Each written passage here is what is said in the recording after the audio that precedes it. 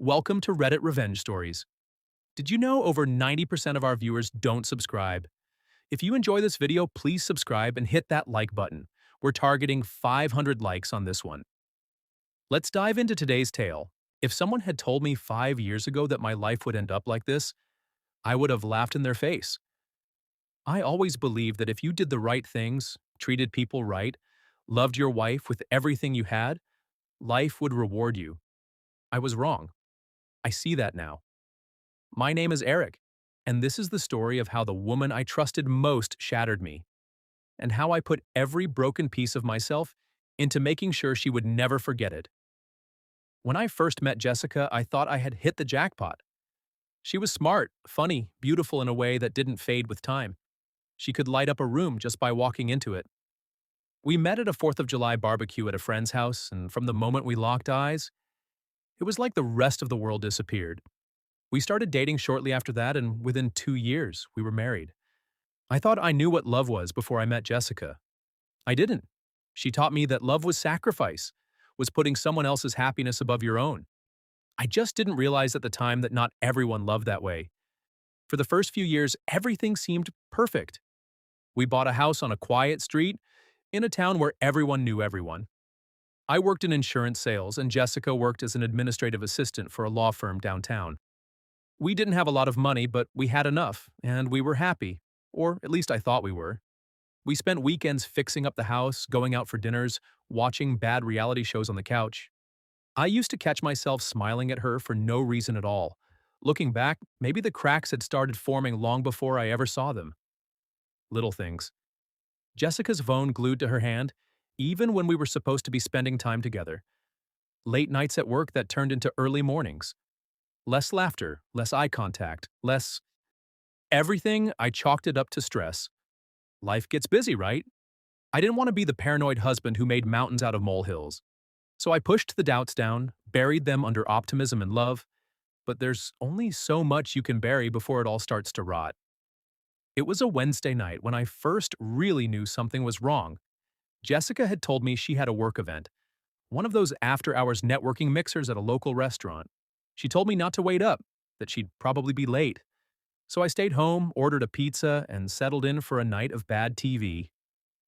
Around midnight, I woke up on the couch to the sound of the front door opening. Jessica tiptoed in like a teenager sneaking past curfew, heels in her hand, makeup smudged, hair a mess. She froze when she saw me sitting there. For just a second, I saw something raw and real flash across her face. Guilt, maybe, or fear. But then she pasted on that tired smile and said, "Hey, sorry I'm so late. Lost track of time." I wanted to believe her. God, I wanted to believe her. Instead, I just nodded, pretending I hadn't noticed the way she reeked of cheap cologne that wasn't mine. Over the next few weeks, it only got worse. More late nights, more excuses, more distance. I started paying attention to the small details. The way she guarded her phone like it held nuclear secrets. The way she smiled at her screen when she thought I wasn't looking. One night while she was in the shower, I made the mistake of looking. I wish I could say I hacked her phone or found some brilliant clue like in the movies, but it was simpler than that. Her screen lit up with a message from a name I didn't recognize. "Last night was amazing. Can't wait to see you again." My heart didn't just break. It shattered, tore apart into a million pieces I could never put back together. I didn't confront her that night. I didn't even confront her the next day. I needed to be sure, needed to gather proof. It wasn't just about catching her anymore. It was about knowing, deep down, that I wasn't crazy, that I hadn't imagined the shift in our marriage. So I did something I never thought I'd do. I started playing detective. I installed a small tracking app on her phone, something discreet that would tell me where she was when she said she was at work. I checked her messages when she was asleep. I even hired a private investigator after a few weeks when the weight of it all got too much for me to handle alone. It didn't take long for the truth to come crashing down. Jessica wasn't working late. She wasn't at networking events. She was meeting up with another man, a coworker, from what I could tell. His name was Matt, 35 years old, divorced. Exactly the kind of guy who would swoop in on someone else's wife without a second thought. They met up in hotels, sometimes even in his car when they were feeling reckless. They texted like teenagers, calling each other things that made my stomach turn. Worse than the betrayal of the body was the betrayal of the heart. The things she said to him, things she used to say to me. I spent nights awake in our bed, lying next to her as she slept, wondering how she could do this, wondering how someone could lie so easily to the person who loved them most. And that's when the rage started. At first, it was just a small ember sitting deep in my gut. But it grew. Every time she kissed me goodnight, every time she smiled and asked about my day, it grew. Until it wasn't just rage. It was something colder, something sharper. I didn't want to just confront her. I didn't want a screaming match, a tearful apology, promises that meant nothing. I wanted her to feel what I felt, to understand what she had done not just to our marriage, but to me. I wanted her to know loss, real loss. So I made a plan. It started slow, calculated. I began gathering everything I would need: copies of the text messages, pictures from the private investigator, screenshots of her location history. I opened a separate bank account and started funneling money into it little by little. I contacted a divorce lawyer, setting up meetings behind her back. I started setting the stage for a life without her, while pretending everything was just fine at home. Pretending was easier than I thought. Maybe because she was too busy with her own lies to notice mine. I smiled when I needed to smile. I played the doting husband. I told her I was proud of her when she got a promotion that I knew was just her boss keeping her late so she could sneak around. Every compliment, every loving gesture, it was all part of the plan. I wanted her comfortable. I wanted her unsuspecting. Because when I finally pulled the rug out from under her, I wanted it to hurt. I spent 3 months setting the trap. 3 months living in a house that felt more like a prison every day. 3 months watching her fake love me while I faked forgiveness. The day everything changed started like any other. A Saturday morning, the sun shining, Jessica humming to herself in the kitchen while making coffee. She kissed me on the cheek like she always did, smiling that smile that used to mean the world to me. I smiled back. And then I told her we were going on a trip. A weekend getaway, I said. Just the two of us. I booked a cabin upstate. She looked surprised, genuinely surprised. But then she beamed and said she would love that. Maybe she thought it was me trying to fix things. Maybe she thought she could have her cake and eat it too. Either way, she said yes. She didn't know that the cabin wasn't just for us. She didn't know that I had invited some special guests. People who would make sure she never forgot what she had done. If you had asked me 2 years ago if I thought I would ever betray my husband, I would have said no without hesitation. Eric was the kind of man women said they wanted but rarely appreciated once they had him. Kind, patient, steady. He never raised his voice, never disrespected me, never made me feel unsafe or unwanted. And yet, I still threw it all away. Looking back now, I wonder how I let it happen. I wonder how I became the kind of person I used to judge so harshly. Maybe it started with the loneliness. Eric worked a lot, and when he wasn't working, he was tired. I understood. He was building a future for us, for the family we talked about starting someday. But understanding didn't make the empty spaces inside me feel any less hollow. It didn't make the long evenings alone any easier to bear. Then Matt came along. Matt was different. Loud where Eric was quiet. Spontaneous where Eric was measured. He made me feel young again, like I wasn't just somebody's wife, somebody's future mother of their children. Like I was still Jessica, the woman who used to dance on tables at college parties, who used to dream bigger than cul-de-sacs and PTA meetings. It started harmlessly enough. Flirting at work, texting after hours, inside jokes that only we understood. I told myself it was innocent, that I would never let it go too far, that I loved Eric, and I did, at least I thought I did. But love isn't always enough when you're feeling invisible. The first time Matt kissed me, I didn't stop him. I didn't even hesitate. And after that, it got easier. Lying got easier. Sneaking around got easier. Each little betrayal chipped away at my guilt until eventually, it didn't even feel like betrayal anymore. It just felt like life, at least until that weekend. When Eric told me he had planned a surprise trip, I felt a stab of guilt sharp enough to make me dizzy. I had been pulling away from him for months, finding excuses not to be home, not to be close. And here he was, trying to save us, trying to remind me of the life we had built. For the briefest moment, I considered coming clean, telling him everything, begging for forgiveness. But I was a coward. I told myself it would only hurt him unnecessarily, that it was better if he never knew, that we could fix things if I just buried the past deep enough. I agreed to the trip. We packed light, just a couple of bags, and set out early Saturday morning. Eric was different, more attentive, almost too much so. He held my hand during the drive, something he hadn't done in a long time. He kept glancing at me, smiling in a way that made me feel both adored and incredibly guilty at the same time. The cabin was beautiful, tucked away in the woods, surrounded by nothing but trees and the sound of distant birdsong. It looked like something out of a fairy tale. I told myself this was a new beginning, that I would leave Matt behind, that I would become the wife Eric deserved again. For a little while, it even felt possible. We spent the afternoon hiking nearby trails, laughing like we hadn't laughed in years.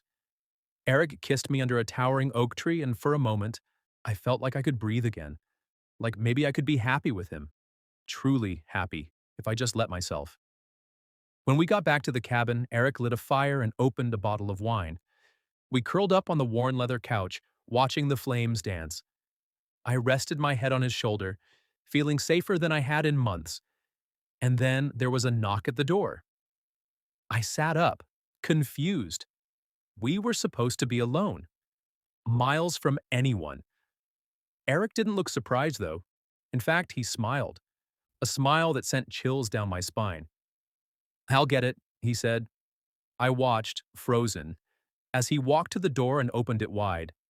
Standing on the porch were my parents, my sister, my best friend, and Matt.